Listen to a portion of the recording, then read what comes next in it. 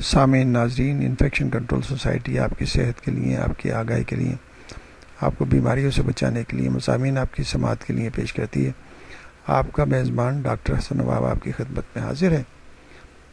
اب ایک غلط فہمی HIV ایڈز اور ایڈز کے بارے میں ہے کہ HIV اور ایڈز کو ایک ہی چیز ہے، یعنی کہ لوگ اس کو الگ الگ سمجھتے ہیں۔ HIV کا جیسے ہم نے بتایا کہ HIV امیونو ڈیفیشنسی وائرس ہے، اور ایڈز بھی اسی کو کہا جاتا ہے۔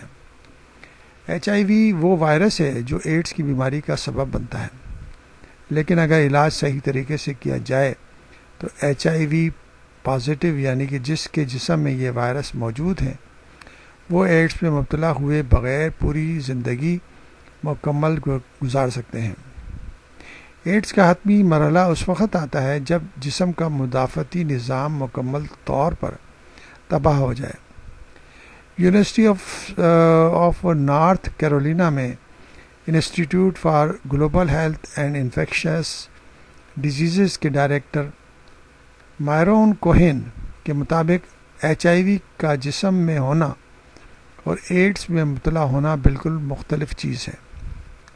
ان کا یہ کہنا ہے کہ وائرس کا پتہ چلنے سے ضروری نہیں کہ ایڈز بھی لازماً لاحق ہو گیا ہے، بشرطیہ HIV کا پھیلاؤ روک دیا جائے۔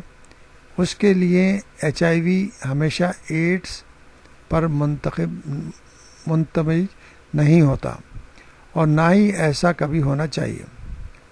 ان ابتدائی دنوں میں جب ہم یہ بھی نہیں جانتے تھے کہ اس انفیکشن کی وجہ HIV ہے، نہ ہی اس کا کوئی علاج دستیاب تھا، اس وقت اسپتال ایڈز کے مریضوں سے بھرے رہتے تھے۔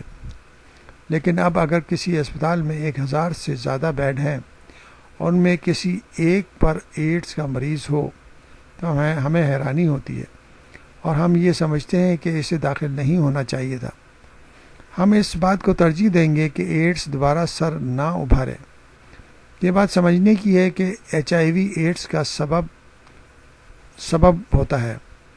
یہ بات سمجھنے کی ہے کہ HIV ایڈز کا سبب ہوتا ہے، لیکن یہ ضروری نہیں کہ وہ مریض کو ایڈز میں مبتلا کرنے میں کامیاب بھی ہو جائے۔ اس نے ضرورت اس بات کی ہے کہ ایڈز کے بارے میں صحیح معلومات حاصل کی جائیں، اور اپنے آپ کو اس کے بچاؤ کے طریقے جو بتائے جاتے ہیں اس پہ عمل کر کے آپ اپنے آپ کو محفوظ کر سکتے ہیں۔